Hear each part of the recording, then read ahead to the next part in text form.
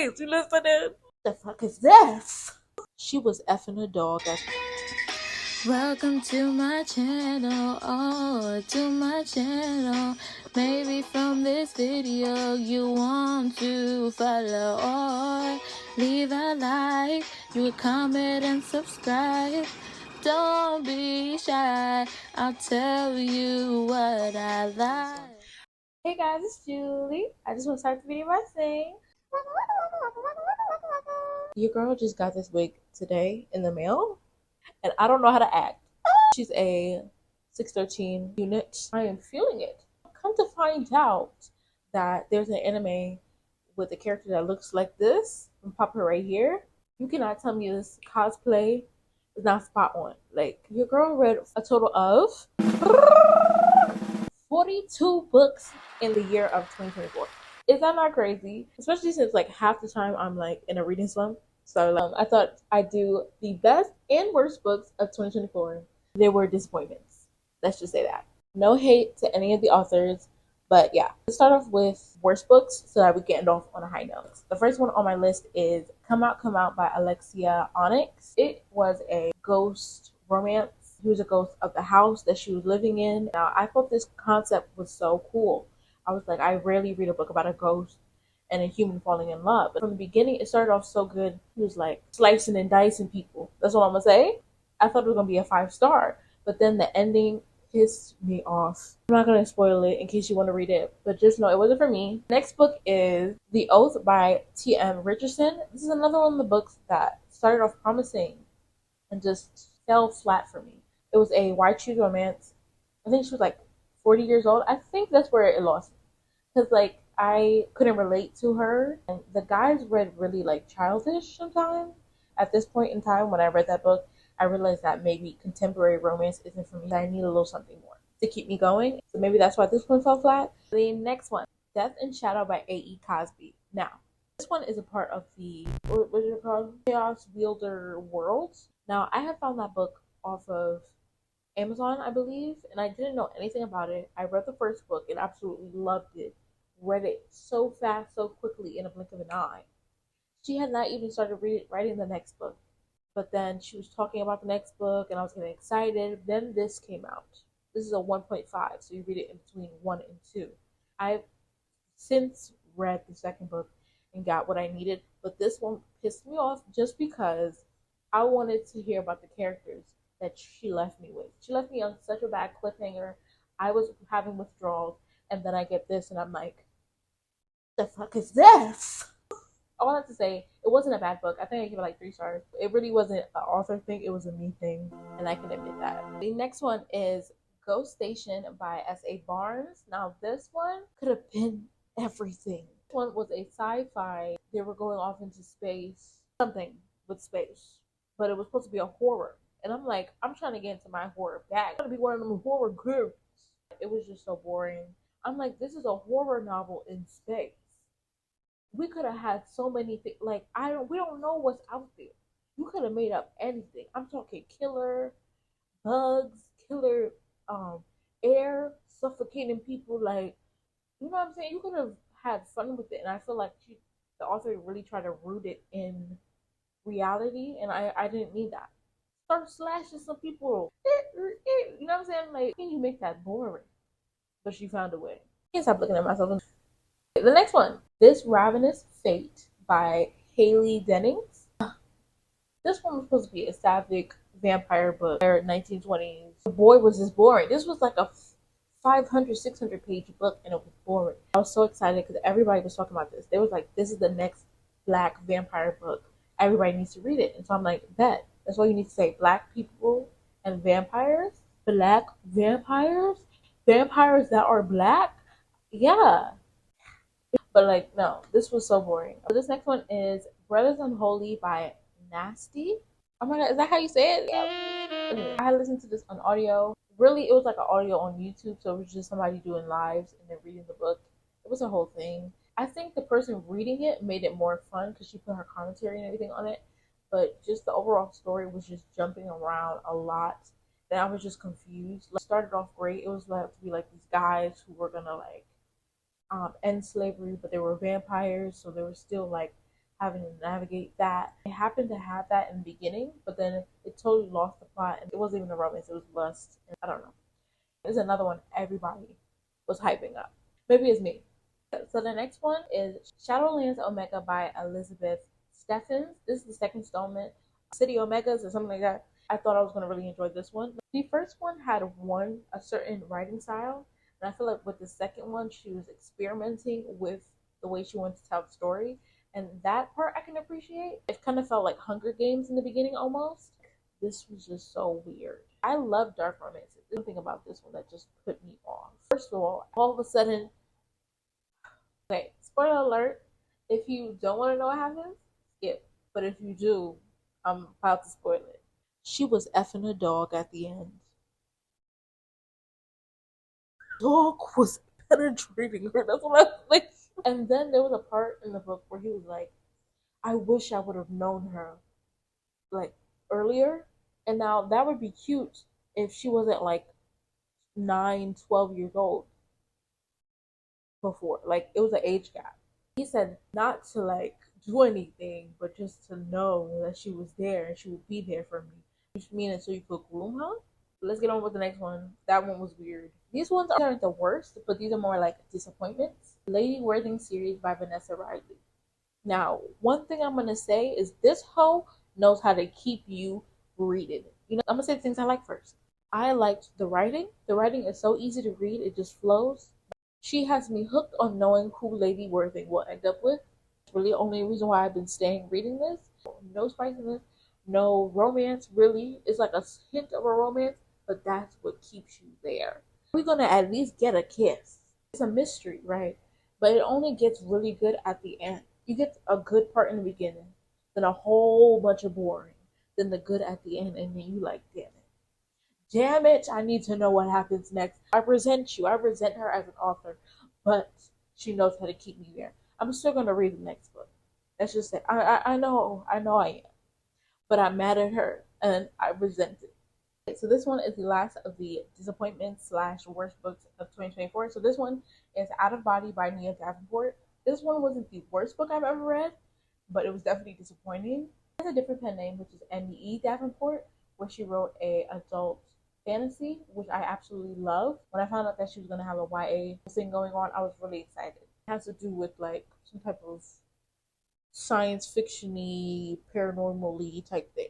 That's what I'm going to say. I don't want to say too much. It's such a short book, and then she tried to redeem the bad person in the book, and I'm like, no.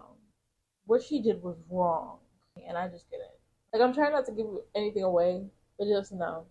Now let's get on to the best books of 2024 because I can definitely explain why I love those. Now, this first one I swore I read last year, but maybe it wasn't. Is Theirs to Crave by Rowan Merrick. Absolutely love. It's a white shoe. It's aliens. Now, this was when I was in my bag of alien romances, and I actually want to go back there. I want to feel what I felt. And I'm trying to find that vibe again, and I haven't. So if you know any alien romances that you really think I would like, I tried Ice Planet Barbarians already. I read the first one, and it was okay. But I really want that vibe again. Absolutely loved it. She was plus size. There was aliens involved. She was like their queen type thing, and I'm like, yes, period, as she should. Next book, A Soul to Guide by Opal Rain. I'm sorry if I butchered that. What's so crazy to me is that this is the only book I like in the whole series. I've tried a lot of the different books in the series, and I just can't. I get so bored after a while. Maybe it's because the monster in this was plus size. It could have been that. Like, it's this girl. She's a witch. She accidentally blinds herself with her magic. She ends up in the human world and is at the mercy of this like plus size monster thing that needs to eat humans to gain humanity. So every time he eats a human, based on that human's intelligence, he gets intelligence. Kind of like a Beauty and the Beast retelling. It's good. This next one is a trilogy that I've been wanting to talk about for a while now on my page. The Dubelle series. It's by J.J. McAvoy. I absolutely love the Dubelle series. These are Bridgerton vibes, but make it black. Black girls falling in love, finding love, being part of society. It's not rooted in slavery or anything like that. It's just about them with their black families. The thing I love the most about the series is like parts with the family and the way they talk, they just seem like they love each other so much. And that's the thing I love about Bridgerton, is you can just feel the family love, and like you feel like you're a part of it, and you see them bantering with each other and having fun. It's like that in those books. So I absolutely love it, and I think anybody who wants to read those type of books would love it. I'm so sad that she's not trying to write any more in that series. She needs to. Like, write 10,000s of them in that series, and I'll keep reading them and never get bored. The next one is Chaser by Therese M. Clarke. This one is another plus size book, but this one is a cowboy romance. I love it. She's like this rich girl, think gossip girl, and he's like a country boy. He does have money though. He like owns businesses and stocks and stuff and think or something like that. I just loved it. This is the second book in a series or like a trilogy. I didn't read the first one, but you don't really need to because it explains what happens in the first one. He can't drink his liquor without his chaser. This next one, it should be a surprise because I did a whole reading vlog on it, but it's Tender Beast by Lizelle Stanbury. Dark Academia. It's a new adult. This one was so good. This one has horror elements as well, so that's why I was excited for it. I just think she does horror really nice. It's more on the slow side for a lot of people. I've seen people say that, but I like it. Like when I like a character and when I like their family, when I like the family dramas of it all, I don't mind reading a slower book. It's like this milkman, and you don't know who he is, what he is, and he's just terrorizing her school, and she's trying to figure out what's going on while also navigating her mom's death and what that means for the family dynamic. She's unhinged. I love it. Now, I know I said earlier that I don't like contemporary romances, but that's not always the case if it's like a monster romance, because I feel like a lot of monster romances are on the contemporary side. But this one in particular is Violet Horns by Gemma Croft. This one is so freaking cute. He is a cake decorator. He goes into like a cake decorating class in college, and she's supposed to go for like she got like a ticket, and so in order to get her car back, she has to take a new driving course test or something like that. I loved it. It was so cute. I'm trying to find something with that same vibe that's a monster romance, but I haven't found anything that has that exact feel. So if you do know one, let me know in the comments. But yeah, this was so freaking cute. I highly recommend. She's plus size. He's a monster.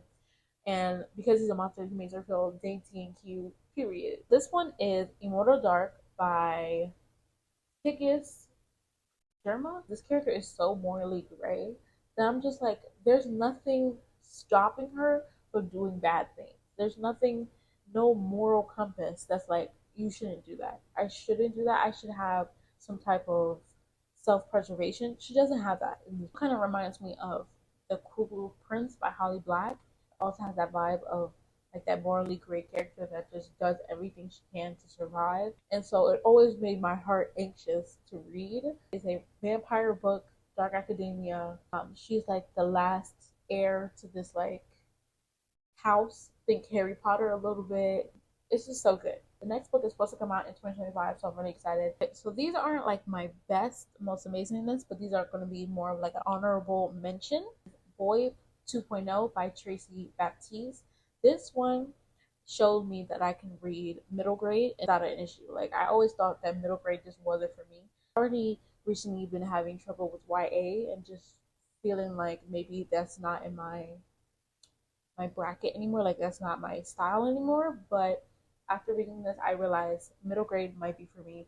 The thing about middle grade is that it has all the fantasy, all the action without the need to put a romance in. I really like it and I really recommend it. Another honorable mention is Vicious Devotion by Avita Vice. Now this hoe, she can write anything and I will read it. I love her books.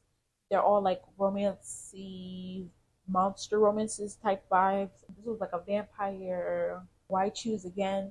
Really thick book. I've been getting into my thick books, okay? And this was no different. I hope there's going to be another book coming out with these characters because I just love them so much. I didn't want it to end. I got two more honorable mentions. This next one is one that we read for the Plus Size Readathon. If you guys don't know, I host a Plus Size Readathon every year. Hopefully, we'll be doing it again this year. But this one is My Curvy Rival by Lee Karen. We read this as the group book for the readathon. It's a novella. I normally don't like novellas, but this one was really good. They both own like a workout gym, and they're like rivals because of that. But mostly on the guy side, And she's just like, what is your problem? Like, we can both coexist. Hers is like a woman's gym, and him is for like count your calories, count your weight, all that stuff. But yeah, I loved it. It was really cute. I really want to try more books from Lee Karen. She's an indie author that actually we follow each other. And yeah, she's coming out with a new book that's like something with coffee and like music. And I need it immediately. And lastly, the final book of this video, and another honorable mention, is The Davenports Duology by Crystal Marquise. I think that's how you say it. I fought this book so hard. I didn't even open it. Like, this one is another Bridgerton vibe book, and at first I was like, no, this can't be good. Like, I don't know. Like, it's just something about it that I'm just like, I don't know if I'm gonna like it. I say just go into it. Just give it a chapter or two, and then you're gonna be hooked. There's multiple POVs and young people trying to find love while also being a part of society. Especially this one sister, I forgot her name, who defies society. She wants to work in her dad's like car service and fix cars and things like that. And her POV is so fun to read. I honestly feel like she should get her own book. And I hope, I don't think that's what's gonna happen, but I really, really, really, really, really, really, really want her to end up with the car guy. Crystal, please, you listening? Please, justice for my man's up in that that ride. That what's it called? That ride. That what's it called? Those race car drivers. There's one in the second book. Guys, please, please, Crystal, please. I want them to end up together. Get it? Maybe the main book won't have that, but just write a novella where they could end up together, and I'll read it. You don't even have to write it for anybody else but me. Just write it for me. Put it on Wattpad. AO3, please. I would put the Dubell series and then the Davenports because I still think the Dubells is flawless. I did sometimes feel like their friends' POVs were a little bit boring, but like the Davenport families, I found fun. So yeah, just be aware. Those are all the books, my best and my worst. I'm curious if any of these were your faves or your least faves. Let me know in the comments. Also, I'm curious, what are you currently reading right now at this moment? What are you reading?